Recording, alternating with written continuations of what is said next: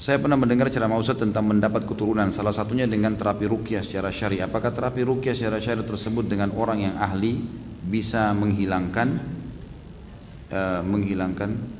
Lalu bagaimana dengan keutamaan masuk surga tanpa hisab?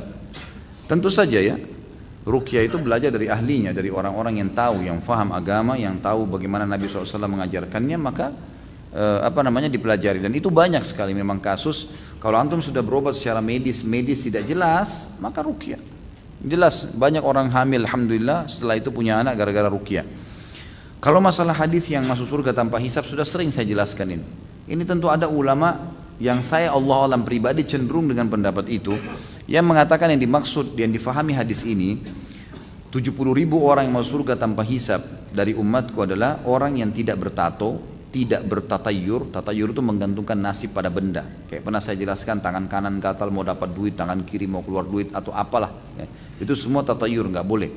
Kemudian setelah itu dikatakan dan mereka yang tidak minta ruqyah dan mereka yang bertawakal kepada Tuhan mereka. Di sini ada ulama hadis yang memberikan gambaran dari pendapat yang saya pegang ini. Mereka mengatakan, coba direnungi baik-baik. Setelah Nabi SAW sebutkan pelanggaran ya, bertato pelanggaran, tatayur pelanggaran, kemudian masuk dan tidak minta ruqyah. Ruqyah ini seperti sebuah pelanggaran di sini. Maka ulama yang berpegang pada pendapat ini mengatakan ruqyah yang di sini dimaksud adalah makna secara etimologi, bahasa. Ruqyah itu adalah semua bacaan yang ditiupkan, semua bacaan yang ditiupkan. Maka mantra pun yang ditiup oleh pedukun itu dikatakan ruqyah dalam bahasa Arab.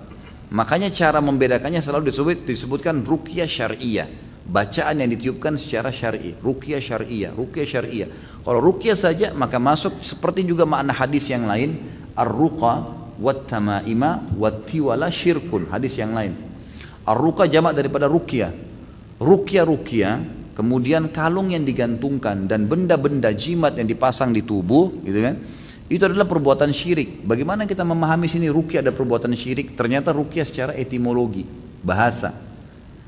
Ditemukan juga dengan hadis-hadis yang sahih tentang masalah doa-doa yang Nabi SAW ajarkan masalah ruqyah. Bagaimana Nabi ajarkan doanya lalu dilarang ruqyah? Karena itu nggak mungkin.